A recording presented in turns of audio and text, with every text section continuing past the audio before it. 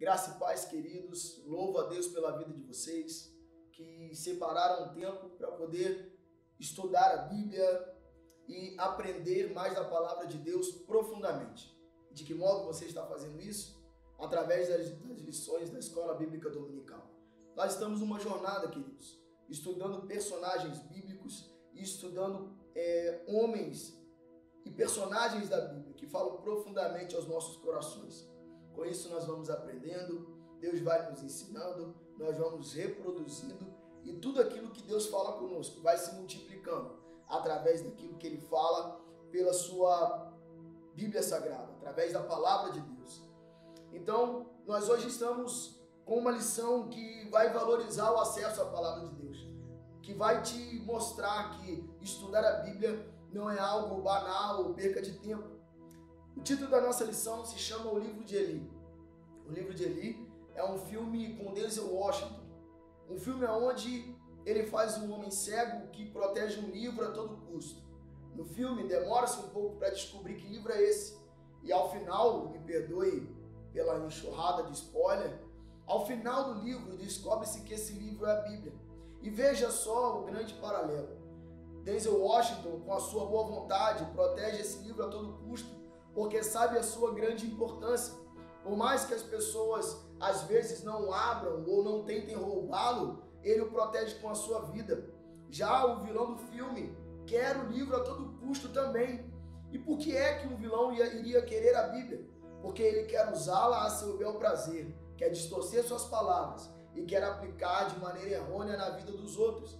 E assim é hoje em dia. Nós, como bons cristãos, como tementes ao Senhor e como grandes defensores da palavra de Deus, defendemos a Bíblia a todo custo, porque sabemos da sua inerrância e sabemos da sua fidelidade e sabemos que todos os autores da Bíblia foram inspirados por Deus e assim ela chegou até nós. Já pessoas maldosas, com o seu coração corrompido, usam a mesma palavra de Deus para os seus intentos maldosos, tentando distorcer, tentando corromper e tentando enganar o seu coração.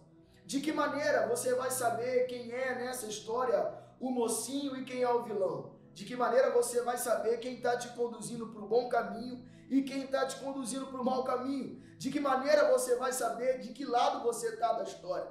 A única maneira, o único jeito, o único recurso é abrindo a sua Bíblia e mergulhando nela. Dessa maneira, nenhum vilão vai te enganar. Ninguém, sendo instrumento de Satanás ou alguém que não conhece a Bíblia e às vezes fala asneira sem pretender, vai corromper o seu bom coração usando a Bíblia de uma maneira errônea, sem mergulhar, sem se aprofundar e sem entender que o Espírito de Deus está no controle, até mesmo daqueles que estudam a Bíblia. Você que está sentado, está nesse momento vendo esse vídeo, um privilegiado, porque vamos falar de uma coisa muito gostosa, a palavra de Deus. A melhor coisa que podemos nos dedicar e a melhor coisa que podemos nos inspirar para aprender. O livro de Eli nos serve de exemplo, nos serve de paralelo para aquilo que a gente precisa fazer no nosso tempo. Há um livro perdido, há um livro que algumas pessoas da humanidade ou algumas pessoas de dentro da própria igreja, como eu ou você ou pessoas ao nosso redor, já esqueceram há muito tempo. Pessoas que têm um livro perdido dentro de casa, um livro perdido dentro do seu smartphone, e o nome desse livro perdido se chama Bíblia Sagrada. Um livro que precisamos encontrar, reencontrar e reaprender a valorizar. A nossa história de hoje, o personagem bíblico que a gente vai se prender, se chama Josias. Um garoto que em 2 Reis, capítulo 22, versículo 1, está dizendo que ele assume o trono. Seu pai Amon é um rei que reina apenas 2 anos e ele abandona os caminhos do Senhor. Mas Josias com 8 anos de idade, ele começa o seu reinado e ele reina 31 anos sobre Jerusalém. Josias, ele começa o seu reinado e ele tem o desejo, ele tem no seu coração o intento de fazer o certo. E quando olhamos tanto para 2 Reis, capítulo 22, versículo 8, quanto para 2 Crônicas, 34, versículo 14, nós vamos ver o seguinte: segundo Crônicas 34:14b. E Uquias, o sacerdote, achou o livro da lei do Senhor, dada por meio de Moisés. Agora vamos ver 2 Reis 22, versículo 8. Então o sumo sacerdote Uquias disse ao secretário Safã: encontrei o livro da lei no templo do Senhor. Ele entregou a Safã, que o leu. No tempo de Josias havia um livro perdido. Havia um livro perdido dentro do templo. E aí é o grande paralelo. Nós somos o templo do Espírito Santo. Nós somos casa. Você canta, sou tua casa. Você pede para Deus vir fazer a morada em você. E às vezes há um livro perdido perto de você. A Bíblia Sagrada precisa ser redescoberta. A Bíblia Sagrada precisa ser encontrada. O livro que eles mencionam aqui é a Torá. São os 5 primeiros livros da Bíblia. Os 5 livros escritos por Moisés. Gênesis, Êxodo, Levítico, Números, Deuteronômio. Os 5 livros escritos por Moisés. Ao abrir esse livro, ao ter esse livro lido, Josias redescobre o caminho que ele precisa dar ao povo.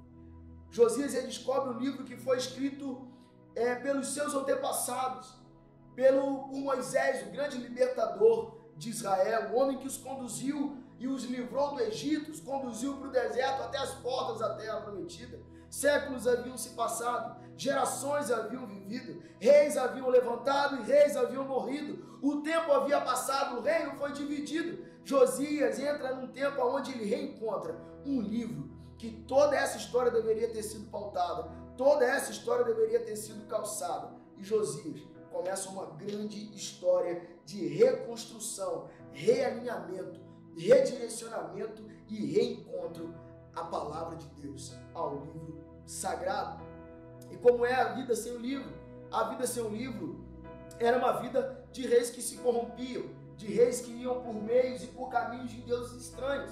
Assim era essa vida sem o livro.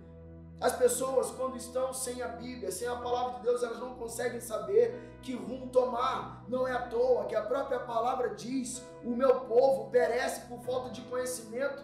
Às vezes você conhece muito mais a história de um artista, a história de um personagem, a história da pessoa do seu lado, e você não entende da Bíblia. E aí você acaba vindo para um culto, ou indo para um culto de uma determinada denominação, e acaba comendo qualquer coisa, acaba se perdendo, acaba acreditando em crendices, acaba acreditando em coisas que não são bíblicas e são impostas a você, e você acaba reproduzindo coisas essas que Deus nunca falou. Essa é a vida assim. Qual é o nosso caminho? Qual é o nosso caminho? Está quebrado? Conserte. Como é que está a sua vida? Qual é o seu nível de conexão com a palavra?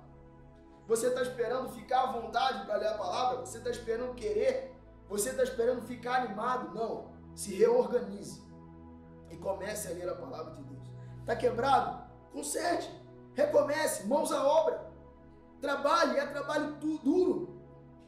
É esforço, é se obrigar, é ler a Bíblia mesmo que seja difícil, é ler a Bíblia mesmo que seja contra a sua vontade. Sabe o que isso se chama? Matar a carne. Matar a carne. Negar-se a si mesmo. O problema é que às vezes a gente abre a Bíblia e espera a primeira vez que a gente for ler a Bíblia, ter um imenso prazer em lê-la. Talvez você não tenha isso na primeira vez da sua leitura.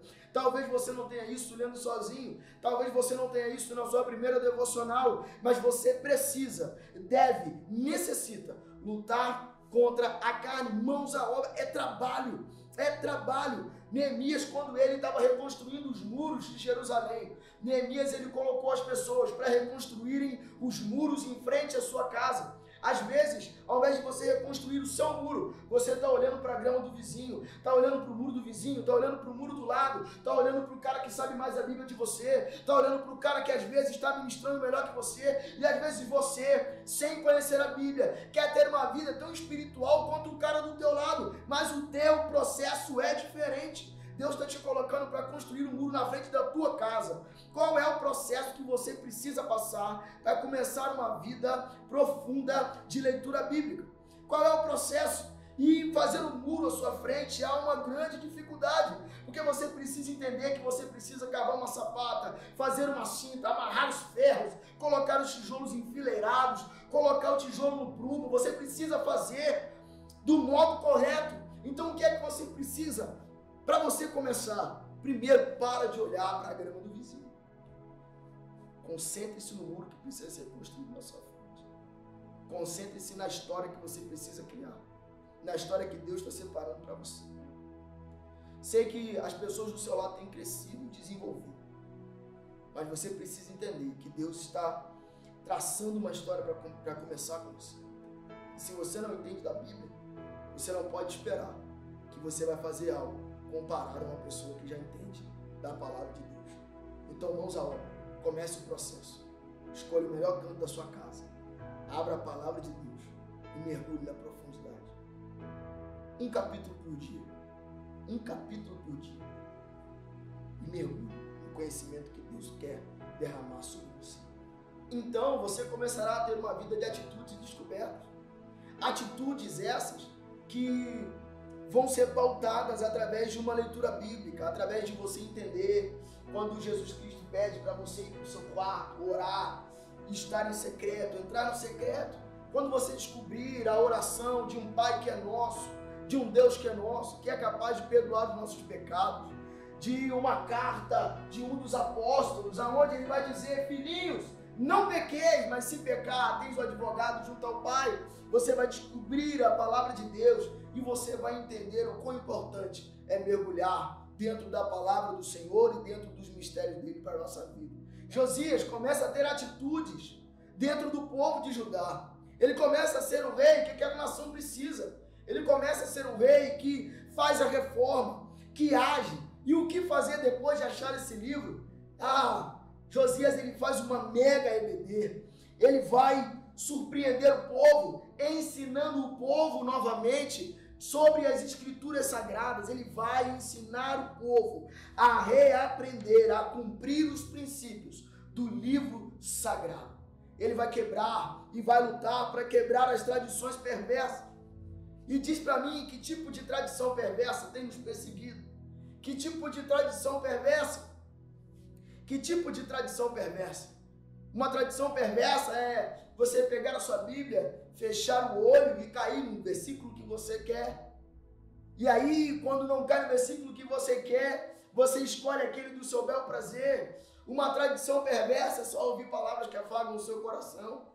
Quando nós nos aprofundamos na Bíblia, nós começamos uma jornada para quebrar tradições que não são bíblicas. Quebrar tradições que não estão na palavra de Deus. Uma delas é que, às vezes, nós consideramos demais, irmãos, alguns movimentos místicos que acontecem por aí, aonde nós colocamos a Bíblia de lado e não damos a sua devida importância. Uma escritura que foi divinamente inspirada, uma escritura que nos direciona. A Bíblia é a nossa regra de fé e prática. E, às vezes, algumas coisas que acontecem no meio pentecostal, para nós, tem muito mais importância que a Bíblia. E aí é o que eu estou dizendo da tradição, que muitas vezes é perversa. Nada, irmãos, pode superar a palavra de Deus. E a Bíblia vai ser mais específica, dizendo lá em 1 Coríntios capítulo 13, que o amor, na verdade, ele supera tudo. Nenhuma atitude, nada que nós façamos, nenhuma manifestação dita do Espírito sobre nós, ela é maior que o amor, e isso é a Bíblia. E muitas vezes, nós, em nome de algumas manifestações que acontecem em nós, de repente um movimento de profecia muito grande, ou um movimento do chamado reteté enorme, a gente valoriza muito mais isso do que a revelação que está na Bíblia Sagrada. Mas qualquer desse movimento que fale algo contra a palavra de Deus, não é de Deus, sem medo de errar, sem sombra de dúvida. E como é que... Aí você vai me perguntar, como é que eu vou saber? O único jeito de você saber é vivendo uma vida de conhecimento das Sagradas Escrituras.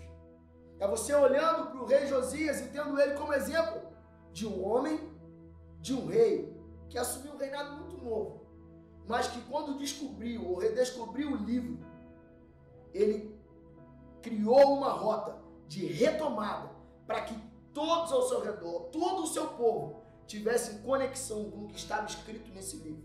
Deus nos deu um livro, Deus nos deu um direcionamento. Existem dentro da Bíblia Sagrada 66 livros, palavras inspiradas de Deus, palavras inspiradas do Senhor, aonde nenhum ponto, nenhuma vírgula pode ser menosprezada. A Bíblia confirma a própria Bíblia. Você vai ver de Gênesis a Apocalipse, profecias, confirmações e afirmações sobre Jesus Cristo, sobre o plano de Deus e sobre a salvação da humanidade. Quer saber se você está indo para o caminho do bom ou para o caminho do mal? Quer saber se você está andando com pessoas que estão valorizando a palavra de Deus ou não? Eu não tenho um meio fácil. Eu não tenho um meio que vai servir de atalho para você. Não há atalho, não há meio, não há um outro jeito, não há resumo, não há nada melhor do que conhecer a Bíblia Sagrada.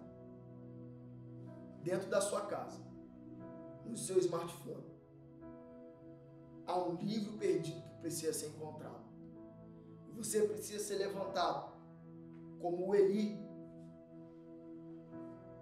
como um profeta, como um homem e mulher de Deus, que lê o livro, entende, o defende e vive as suas palavras. Que Deus possa estar te abençoando em nome de Jesus.